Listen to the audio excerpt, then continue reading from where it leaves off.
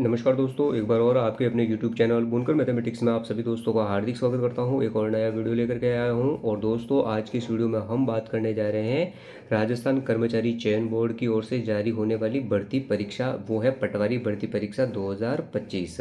तो दोस्तों इस पटवारी भर्ती परीक्षा को लेकर के बात करूँ तो मान करके चलिए अब 25 दिन शेष है आपके पास और इन 25 दिनों को शेष में ध्यान में रखते हुए ही 11 इंपॉर्टेंट जो प्रश्न है वो आपके बीच लेकर के आ रहा हूँ।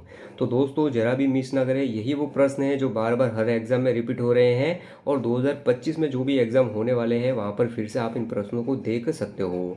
तो दोस्तों एक एक प्रश्नों को लेकर के बात करूंगा, उनकी व्याख्याओं को लेकर के बात करूंगा। इस वीडियो को शुरू से लेकर के लास्ट तक जरूर देखें। चैनल को अगर अभी तक आपने सब्सक्राइब नहीं किया है तो जल्दी से जल्दी हमारे चैनल को सब्सक्राइब करें, साथ में ही प्रेस बेल आइकन को क्लिक करना बिल्कुल ना भूलें। तो दोस्तों बात कर लेते हैं एक एक प्रश्नों को लेकर के। पटवारी भर्ती वेरी मोस्ट इंपॉर्टेंट, उसके बाद वीडियो भर्ती है, चतुर्थ श्रेणी भर्ती है, अल्टरनेट एग्जाम है हमारे सामने और जो राजस्थान का सिलेबस है उसमें जीके को जोड़ दिया गया है, राजस्थान की कला और संस्कृति को जोड़ा है, राजस्थान की भौगोलिक स्थिति को जोड़ा है और तमाम राजस्थान पूरा का पूरा आपको अच्छे से करना है। तो देख सकते हो जो एक नंबर का प्रश्न है बिल्कुल आसान सा प्रश्न है। तो देखिए दोस्तों ये कहाँ पूछा गया है, तो लैब असिस्टेंट जो एग्जाम हुआ था शिफ्ट फर्स्ट 2022 में भी पूछा है। तो देख सकते हो राजस्थान का कौन सा पूर्व राजवंश शैव परंपरा का निर्वहन करता है। तो देख सकते हो आसान सा प्रश्न है कि राजस्थान का कौन सा पूर्व राजवंश शैव परंपरा का निर्वहन करता है। तो ए नंबर का विकल्प है वो है चौहान, बी नंबर का विकल्प है वो है गुहिल और सी नंबर का विकल्प है वो है सिसोदिया और डी नंबर का विकल्प है वो है राणा। तो देख सकते हो दोस्तों राजवंश जो शैव परंपरा का निर्वहन करता है वो कौन सा है। तो दोस्तों यहाँ पर बिल्कुल आसान सा आंसर होगा, वो होगा गुहिल। तो दोस्तों जो गुहिल वंश है मेवाड़ में वो शैव परंपरा का निर्वहन करता है। तो बी ऑप्शन हमारा बिल्कुल सही आंसर होगा। देख सकते हो दोस्तों इसकी जो व्याख्या है उसको लेकर के भी बात कर लेता हूँ। तो देखिए शैव संप्रदाय, तो देख सकते हो भगवान शिव के अवतारों स्वरूप का पूजन राजस्थान में मेवाड़ शैव मत को मानने वाले हैं। मेवाड़ के हारित ऋषि पाशुपत संप्रदाय के लकुलिश संप्रदाय से संबंधित है। प्रमुख मंदिर देख सकते हो एकलिंगनाथ जो कि कैलाशपुरी उदयपुर में है, कई बार एग्जाम में पूछा गया है। और इनका निर्माण किसने करवाया था, तो बप्पा रावल मोकल द्वारा जीर्णोद्धार तथा रायमल ने वर्तमान स्वरूप प्रदान किया था। तो देख सकते हो दोस्तों यहाँ से हमने मेवाड़ से संबंधित बात कर ली। यहाँ पर हमने एकलिंगनाथ जी का मंदिर कहाँ पर स्थित है, उदयपुर में है और कैलाशपुरी गांव में है, ये भी देख लिया। और ये प्रश्न कई बार रिपीट हुआ है, मेवाड़ के इतिहास को लेकर के आपको पता होना चाहिए। आगे बात कर लेता हूँ। तो अगला प्रश्न देख सकते हो दोस्तों कई बार एग्जाम में जो अगला प्रश्न पूछा गया है, तो ये प्रश्न भी एग्जाम में कई बार पूछा गया है। बिल्कुल भी आपको वो यहाँ पर इसको नज़रअंदाज नहीं करना है, एक बार देख करके जाना है। तो देखिए कांस्टेबल एग्जाम 2020 में पूछा है। तो देख सकते हो दोस्तों जो 2 नंबर का प्रश्न है वो देख सकते हो किसने मेवाड़ राज्य स्थापित किया था। देख सकते हो दोस्तों किसने मेवाड़ राज्य स्थापित किया था। तो देख सकते हो आपके सामने ए ऑप्शन है वो है बप्पा रावल, बी दे रखा है वो है राणा सांगा, सी दे रखा है महाराणा प्रताप और डी है वो है महारावल रतन सिंह। तो देख सकते हो दोस्तों मेवाड़ राज्य स्थापित किसने किया था, तो दोस्तों बप्पा रावल ने किया था। तो ए नंबर का जो हमारा विकल्प है यहाँ पर बिल्कुल सही आंसर होगा। और उसके अलावा एक प्रश्न और है, देख सकते हो दोस्तों ये भी इंपॉर्टेंट प्रश्न है, कांस्टेबल एग्जाम में पूछा गया है 2020 में। तो देखिए गुहिल वंश का पहला शासक कौन था। तो देख सकते हो दोस्तों जो मेवाड़ में गुहिल वंश है उसका पहला शासक कौन था। तो ए नंबर का है वो है अमर सिंह, बी पर दे रखा है बप्पा रावल, सी दे रखा है राणा हमीर और डी दे रखा है क्षेत्र सिंह। तो देख सकते हो गुहिल वंश का पहला शासक कौन था। तो दोस्तों यहाँ पर जो बी ऑप्शन है वो बिल्कुल सही होगा, वो है बप्पा रावल। तो दोस्तों ये वो प्रश्न है जो हर एग्जाम में रिपीट होता है। देखने को तो हमें ऐसा लगता है कि ये प्रश्न हम कर लेंगे, मगर एग्जामिनर बड़ी चालाकी से बार बार घुमा फिरा कर के प्रश्न यही हमारे सामने ले आता है, मगर उन प्रश्नों को पूछने का तरीका गलत हो जाता है और हम गलत कर बैठते हैं। मगर ऐसा नहीं करना है। तो और इसकी व्याख्या देख लीजिए, बहुत वेरी मोस्ट इंपॉर्टेंट है, यहाँ से हम सारे प्रश्न आसानी से कर सकते हैं। तो देख सकते हो बप्पा रावल, इनको कालभोज के नाम से भी जाना जाता है और इनका समय देखा जाए तो 734 से 753 ईस्वी माना जाता है। गुहिल वंश का वास्तविक संस्थापक है तो वो है बप्पा रावल। देख सकते हो इनके गुरु थे वो हारित ऋषि थे। 734 ईस्वी में मान मोरी को परास्त कर गुहिल वंश की स्थापना की थी, वो बप्पा रावल ने की थी। इन्होंने अपनी राजधानी बनाया था, तो नागदा को अपनी राजधानी बनाया था। कैलाशपुरी में एकलिंग मंदिर का निर्माण करवाया था तो बप्पा रावल के द्वारा ही करवाया गया था। सर्वप्रथम सोने का सिक्का भी चलाया गया था तो इन्हीं के द्वारा चलाया गया था और उसका भार देखा जाए तो 115 ग्रैंड अजमेर से प्राप्त हुआ है। समाधि कहाँ है तो नागदा में है। आठपुर अभिलेख सूर्य के समान तेजस्वी बताया गया है। तो देख सकते हो दोस्तों, आठपुर अभिलेख में सूर्य के समान तेजस्वी बताया गया है तो मेवाड़ में गोहिल वंशियों को बताया गया है। वेरी मोस्ट इंपोर्टेंट प्रश्न और इसकी व्याख्या। आगे बात कर लेता हूँ तो अगला प्रश्न देख सकते हो दोस्तों, जो अगला प्रश्न है ये भी वेरी मोस्ट इंपोर्टेंट है, एग्जाम में हर बार पूछा जाता है मगर हम गलत कर बैठते हैं। और देख सकते हो JEN एग्जाम 2022 में पूछा है। तो देख सकते हो जैत्र सिंह था। देख सकते हो दोस्तों जैत्र सिंह कौन था, हमारे सामने चार ऑप्शन है। ए ऑप्शन दे रखा है जालोर का शासक, बी दे रखा है मेवाड़ का शासक और सी दे रखा है रणथंभौर का शासक और डी दे रखा है बूंदी का शासक। तो दोस्तों मेवाड़ में जो जैत्र सिंह थे वो मेवाड़ के शासक थे। तो दोस्तों बी नंबर का जो हमारा ऑप्शन है यहाँ पर बिल्कुल सही होगा, जैत्र सिंह मेवाड़ के शासक थे। यहाँ पर देख सकते हो इनकी जो व्याख्या है, देखिए जैत्र सिंह मेवाड़ के शासक थे। 1213 से 1253 ईस्वी तक इनका काल रहा है। जैत्र सिंह ने भूताड़ा के युद्ध में इल्तुतमिश को हराया था 1227। एग्जाम में पूछा जाने वाला इंडिया हिस्ट्री के हिसाब से देखो या फिर राजस्थान हिस्ट्री के हिसाब से देखो तो भूताड़ा का युद्ध कब हुआ, तो 1227 में हुआ था। जैत्र सिंह ने इल्तुतमिश को हराया था। वेरी मोस्ट इंपोर्टेंट है। और जैत्र सिंह के सेनापति पूछे जाए तो कौन थे, मदन और बालक जैत्र सिंह के सेनापति थे। राजधानी नागदा से चित्तौड़गढ़ को बनाया था। और ये लाइन कई बार एग्जाम में पूछी गई है कि राजधानी को नागदा से चित्तौड़गढ़ किसने स्थानांतरित की, तो जैत्र सिंह ने की थी। और ये भी पूछा गया है कि जैत्र सिंह ने अपनी नई राजधानी नागदा से किसे बनाया था, तो चित्तौड़गढ़ को बनाया था। बिल्कुल वेरी मोस्ट इंपोर्टेंट है। मध्यकालीन मेवाड़ का स्वर्णकाल कहा जाता है तो जैत्र सिंह के काल को कहा जाता है डॉक्टर दशरथ शर्मा के अनुसार। वेरी मोस्ट इंपोर्टेंट प्रश्न। आगे देख सकते हो दोस्तों, इसी व्याख्या से संबंधित एक और प्रश्न है। तो देख सकते हो ये जो प्रश्न है वो भी इंपॉर्टेंट है। देखिए गोरा और बादल ने किसकी रक्षा की थी। गोरा और बादल ने किसकी रक्षा की थी, हमारे सामने फिर से विकल्प है। ए दे रखा है महाराणा प्रताप, बी दे रखा है रानी पद्मिनी, सी दे रखा है राणा उदय सिंह और डी दे रखा है कमलावती। तो देख सकते हो गोरा और बादल ने किसकी रक्षा की थी, तो दोस्तों रानी पद्मिनी की जो रक्षा की थी वो गोरा और बादल ने की थी। यहाँ पर बी ऑप्शन हमारा बिल्कुल सही आंसर है।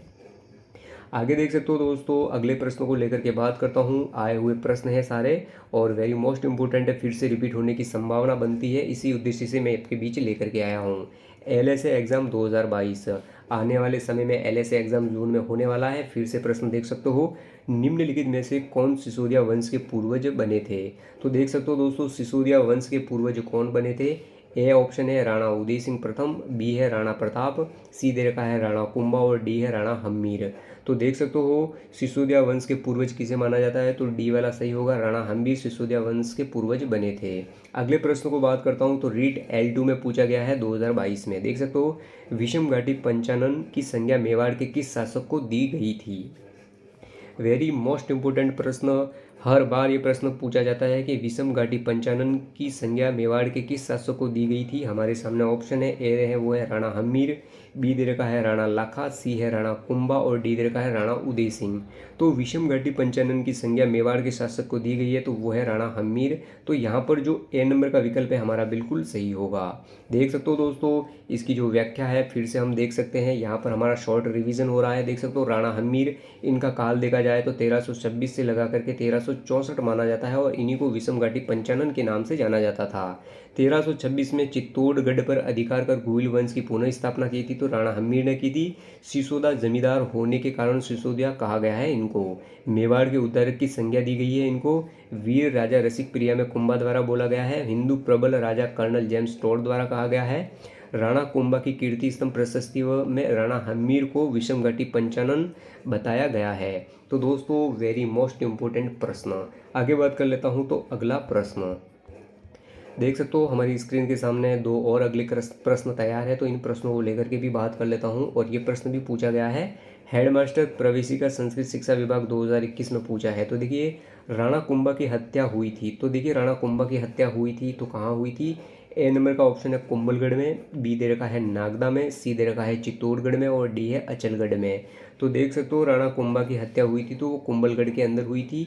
तो ए नंबर का जो हमारा विकल्प है वो बिल्कुल सही है। दूसरा प्रश्न देख सकते हो, 1468 ईस्वी में महाराणा कुंभा की हत्या किसने की थी। थर्ड ग्रेड एग्जाम 2013 में पूछा है। 1468 में महाराणा कुंभा की हत्या किसने की थी? तो फिर से हमारे सामने चार ऑप्शन है। ए दे रखा है लाखा, बी दे रखा है उदा, सी है बनवीर और डी दे रखा है विक्रमादित्य।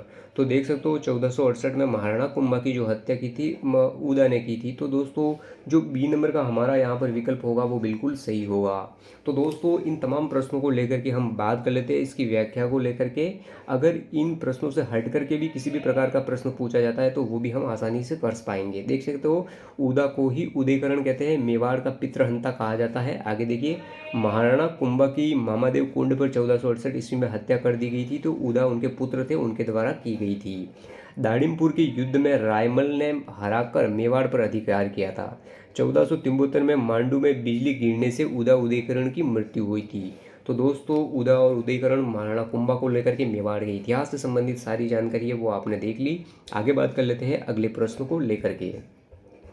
देख सकते हो दोस्तों जो फिर से हमारे सामने दो प्रश्न है और इम्पोर्टेंट प्रश्न है। ये प्रश्न भी एग्जाम में हर बार पूछे जाते हैं और दोस्तों वही प्रश्न मैं आपके बीच लेकर के आया हूँ कि घूम फिर के राजस्थान कर्मचारी चयन बोर्ड हर बार रिपीट करता है। तो देख सकते हो सुप्रीडेंट गार्डन एग्जाम हुआ था 2021 में। तो देख सकते हो जैन विद्वान जो महाराणा कुंभा के दरबार में थे वो कौन से थे? तो देख सकते हो ए है मुनि जीन सेन सूरी, बी दे रखा है मुनि जीन विजय सूरी और डी है मुनि उद्योतन सूरी और डी है हेमचंद्र। तो देख सकते हो महाराणा कुंभा के जैन गुरु कौन से दरबार में? तो जैन मुनि जीन सेन सूरी थे। तो जीन सेन सूरी तो महाराणा मेवाड़ के जो महाराणा कुंभा थे उनके दरबार में स्थित थे। अगला प्रश्न देख सकते हो RAS प्री एग्जाम 2016 में भी पूछा है। तो देखिए निम्नलिखित में से कौन सा विद्वान कुंभा के दरबार में नहीं था? तो देखिए दोस्तों कुंभा के दरबार में कौन सा विद्वान नहीं था? चार ऑप्शन है। ए दे रखा है टिल्ला भट्ट, बी दे रखा है मुनि सुंदर सूरी और सी दे रखा है मुनि जीन विजय सूरी और डी है वो है नथा। तो देख सकते हो दोस्तों यहाँ पर मुनि जीन विजय सूरी थे वो कुंभा के दरबार में नहीं थे। तो सी नंबर का हमारा जो विकल्प है वो बिल्कुल सही होगा। और इसकी जो व्याख्या है वो फिर से हम देख लेते हैं दोस्तों, सारे डाउट क्लियर करने वाली व्याख्या है। तो देख सकते हो महाराणा कुंभा के दरबारी देख सकते हो टिल्ला भट्ट भी थे, मुनि सुंदर सूरी भी थे, नाथा भी थे, मंडन भी थे, सोम सुंदर सूरी भी थे, जयचंद सूरी भी थे, भुवन कीर्ति भी थे, मुनि भुवन सुंदर भी थे और गोविंद आदि थे। मुनि जिन विजय ने सिंधी जैन ग्रंथ माला में कई पुस्तकों का संपादन किया है जिनमें देख सकते हो धर्मोपदेश माला, कुवलय माला प्रमुख है। कवि अत्रि महेश मंडन कान्हा व्यास तथा नाथा गोविंद टीला भट्ट। देख सकते हो राजस्थान इतिहास गोपीनाथ शर्मा के अनुसार। तो दोस्तों सारे फैक्ट बातों को लेकर के हमने बात कर ली। ये प्रश्न एग्जाम में कई बार पूछे जाते हैं।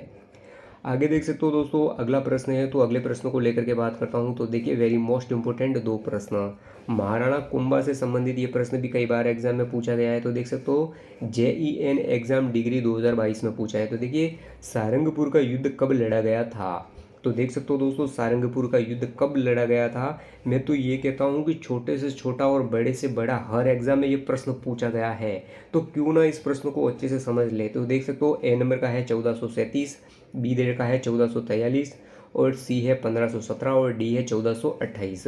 तो सारंगपुर का जो युद्ध लड़ा गया था तो वो ए वाला देखिए 1437 में लड़ा गया था। तो ये ए विकल्प हमारा बिल्कुल सही होगा। आगे देख सकते हो सारंगपुर युद्ध 1437 किन राज्यों के मध्य हुआ था?